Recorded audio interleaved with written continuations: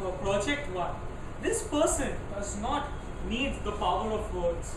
Any words she says, it is really loud and it itself becomes powerful. This person who is going to come up on stage today is my very first friend from Kolkata, Toastmasters, and is also known as the little dynamite of the club, delivering a speech after a very long time. So I want to hear it really loud for Toastmaster Akanksha Naygandhi.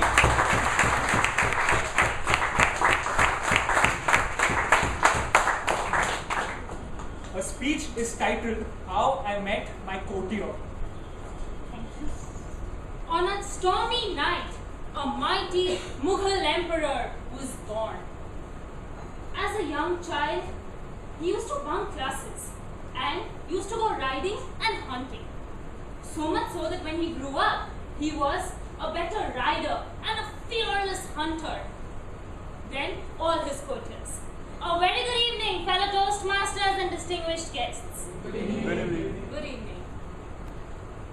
One day, the emperor and his few brave soldiers went to chase a tiger in a forest. They had come a long way from the capital city of Agra, and they found themselves lost in the forest. They kept wandering, they were very weary and tired, and suddenly they found themselves at crossroads. Ah, we found a way. But which of these will go to Agra? All of them look the same. And just then came a young man walking down one of the roads. The king's men saw him and they called out to him. The boy came up to them and stared at the richly dressed hunters with bright eyes. "Tell us, my boy, which road will go to Agra?" said the emperor. "Huzur, how can a road go anywhere? We all know that people travel and not the roads. How will this road go to Agra or anywhere else?" The emperor was staring at the youth, and his men took a deep breath because they dared not say anything in front of him. But the emperor smiled and said, right. The roads do not go anywhere. What is your name, by the way?" "Mahesh Das, Huzur, and yours?" The king took out an emerald ring from his finger and leaned and gave it to the boy. "Here, take the ring and bring it along with you when you come to see me at the court. I shall recognize and remember you. We need people like you, Mahesh, who are fearless and courageous. For now, tell me, which road should I take to go to Agra?" Mahesh guided them, and thus went the emperor and his men. After many years, Mahesh packed up all his savings and did not forget the ring of the royal seal. And he went in search of the emperor. He went to the capital, which was then Fatehpur Sikri.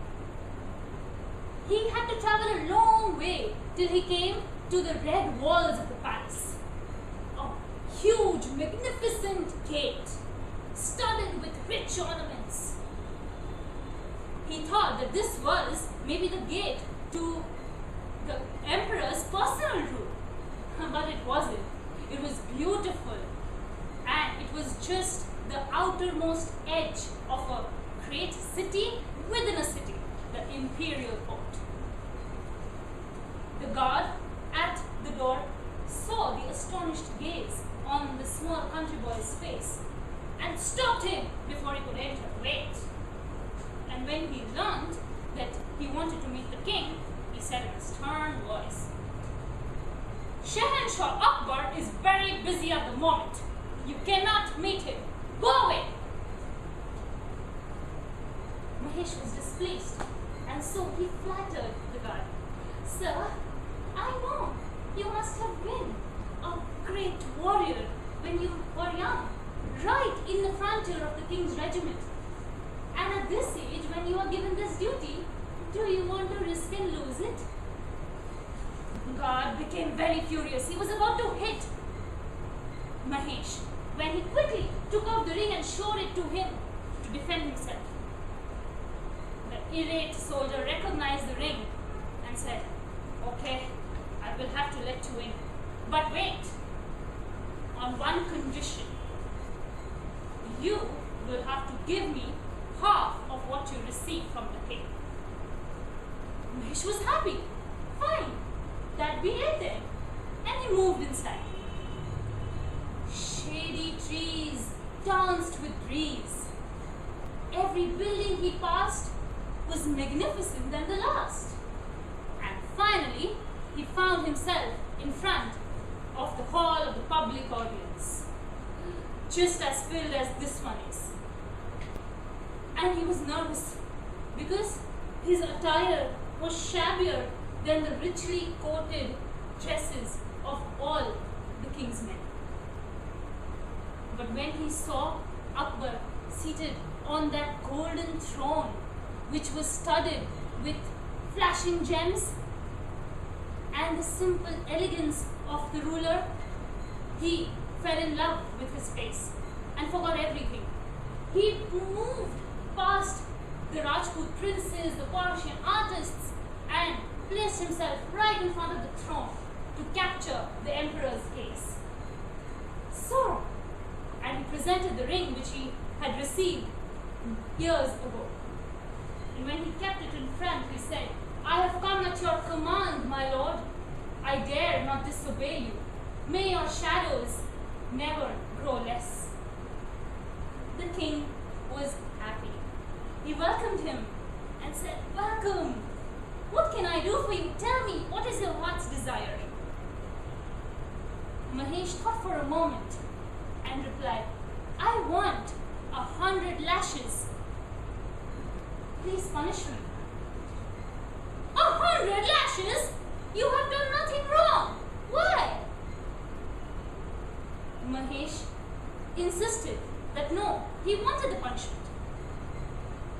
The king said fine. Reluctantly, he had to order his court executioner to whip Mahesh 100 times on his stripped back. And the courtiers were amused that every whip he endured with a stony expression and without uttering a sound. But at the 50th whip, he said, "Stop! I could not have come to see you, my lord, had I not told the man at the guard that I would receive half, that I would give him half of whatever I received from you, my majesty. And since I have received half of the whips, could you please deliver the rest to him?" The entire court burst out in laughter, and Akbar laughed the loudest. And that disgraceful guard was called in right away, and he received his humiliating bribe. Akbar was very impressed at the wit of this young man, and he said that, "Mahesh, you are as witty and as clever as I had found you when you were young, and you've grown even cleverer. And since you have done such a great job of weeding out corruption from my court, which I have tried so many times myself, by this great movie of yours, a lot of greedy officials will become honest. Because you are so wise, from now on you shall be called Birbal, or the courageous one. And I would like to have you beside myself in all the court matters." Thank you.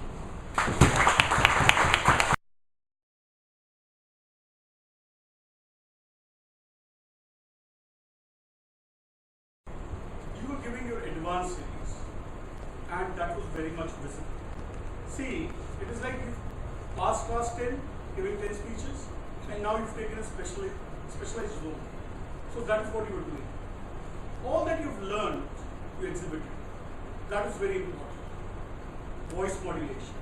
See, you're doing storytelling, and storytelling cannot be just a blank space.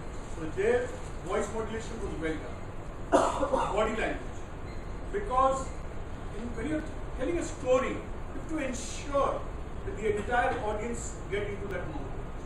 And I as an individual could visualize that forest which what you were speaking of, that forts which you took us to, that gate where the security was standing. So if a storyteller can take you to all these places through her speech or his speech, a lot of job has actually been done. That is the art of storytelling. Storytelling cannot be just narrating. You're not reading a book. It is not passage reading. So storytelling is a very tough job, but you made it look so very easy. The positions which you took for two people, like for example, Akbar was here, so you turned there, and when Mahesh was here, you ensured that Mahesh was looking up to the emperor. So the eyes touched, the neck, at what degree it was, everything, because you had said that the emperor was sitting on a horse. So you saw to it. It is not, many times people forget it. What is the stage of the story going on? And all of a sudden Akbar and Mahesh are talking like this, whereas Mahesh is on a horse.